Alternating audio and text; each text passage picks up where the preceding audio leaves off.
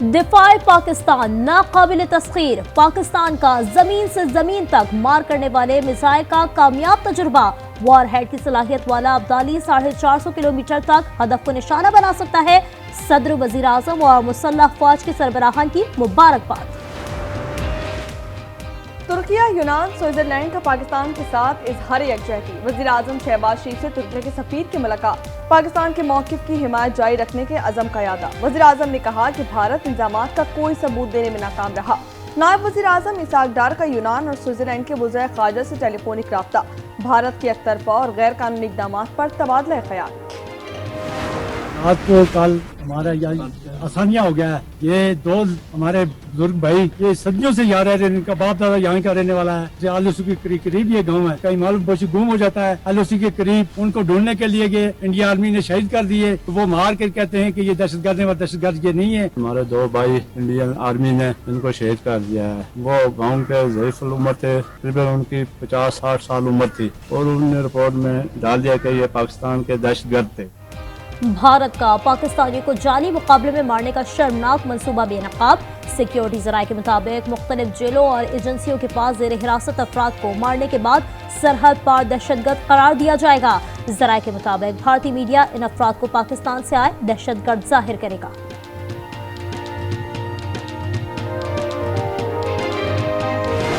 We would urge the US leadership de-escalatory support in this situation, but also to look at the broader issue of the disputed territory of Jammu and Kashmir.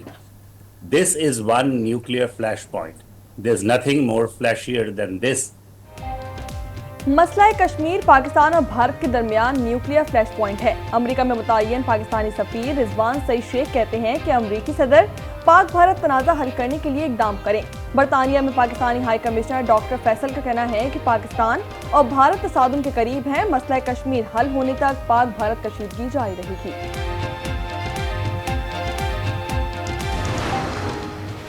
Jafar express جیسا ایک اور حملہ ہو سکتا ہے، مودی نے تمام حدیں پار کر لی ہیں، کشمیری رہنما مشال ملک کا RSS پر فوری پابندی لگانے کا مطالبہ۔ مشیر اطلاعات خیبر پختونخوا بیرسٹر سیف سے امریکہ کے پولیٹیکل مشن کے وزیر اور کمیشن کے قائم مقام ڈپٹی ہیڈ کی ملاقات، پہلگام واقعے، فالس فلیگ اور بھارت کے بے بنیاد الزامات پر تبادلہ خیال کیا گیا۔ بیرسٹر سیف نے سیاسی قیدیوں سے متعلق بھی آگاہ کیا۔ قوم کا افواج پاکستان سے بھرپور اظہار یکجہتی، شہر شہر ریلیاں، کراچی بار کے تحت استحکام پاکستان ریلی، صدر کراچی بار عامر نواز وڑائچ نے کہا بھارت نے کوئی شرارت کی تو اسے پچھتانا پڑے گا، ضرورت پڑی تو وکلا فوج کے شانہ بشانہ لڑیں گے۔ خیبر پختونخوا میں سیکیورٹی فورسز کے آپریشن میں 5 خوارج مار کیے گئے۔ ISPR کے مطابق باجوڑ، شمالی وزیرستان اور مہمند میں خفیہ اطلاعات پر آپریشن کیے گئے، 2 دہشت گرد گرفتار۔ نوشکی میں پیٹرول دھماکے کے 5 زخمی دم توڑ گئے، جاں بحق افراد کی تعداد 12 ہو گئی، 55 سے زائد افراد زیر علاج، DSP سمیت 6 پولیس اہلکاروں کی حالت تشویشناک۔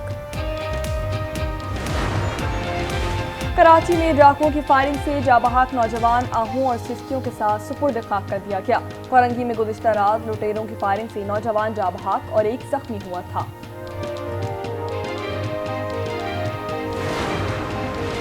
رواں مالی سال کے 10 ماہ میں تجارتی خسارہ 8.81% بڑھ گیا۔ ادارہ شماریات کے مطابق تجارتی خسارہ 21 ارب ڈالر سے زائد رہا، گزشتہ مالی سال کے اسی عرصے میں 19.62 ارب ڈالرز تھا۔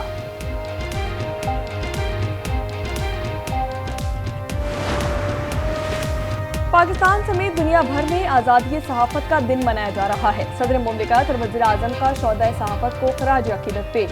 وزیر اعلیٰ سندھ سید مراد علی شاہ کا صحافیوں سے جھوٹی خبریں پھیلانے کا شکوہ، کہتے ہیں کہ حکومت سندھ نے کسی صحافی کے خلاف کارروائی نہیں کی۔ وزیر اعلیٰ خیبر پختونخوا یمین گنڈاپور کہتے ہیں کہ جمہوریت اور جمہوری اقدار کی مضبوطی کے لیے آزادی صحافت کا کردار مسلمہ ہے۔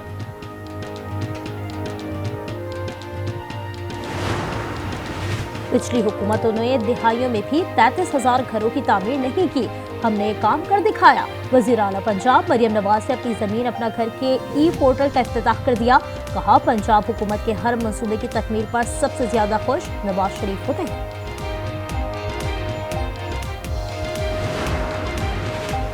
सरबराह मरकजी जमीयत अहले हदीस प्रोफेसर साजिद मीर इंतकाल कर गए। 87 साला प्रोफेसर साजिद की मुख्तसर अदालत के बाद वफात पा गए। नमाज जनाजा आज रात 10 बजे सियालकोट में अदा की जाएगी। मुल्क के बलाई इलाकों में आज भी चंद मुकामात पर गरज चमक के साथ बारिश मुतवक्के। रातपुर जोब, मुसाखेल, बारखान, कलास, सिब्बी और खुसदार में भी बारिश का इम्कान। कराची में आज मौसम गर्म और मरतूब रहने का इम्कान। दर्जा हरारत 35 से 37 डिग्री मुतवक्के। इसराइल की गजा पर मुसलसल बमबारी जारी, मजीद 43 फलस्तीनी शहीद कर दिए गए। इसराइली नाकाबंदी के बायस फलस्तीनी अवाम ग़िज़ाई किल्लत का शिकार। इमदादी सामान की बहरी जहाज पर माल्टा के करीब ड्रोन हमला, 21 ममालिक के 30 रज़ाकार महफूज रहे। भारतीय शहर गोवा के मंदिर में भगदड़ से 6 अफराद हलाक, 80 से ज़ायद जख्मी। कई जख्मियों की हालत तशवीशनाक, अमवात में इजाफे का खदशा।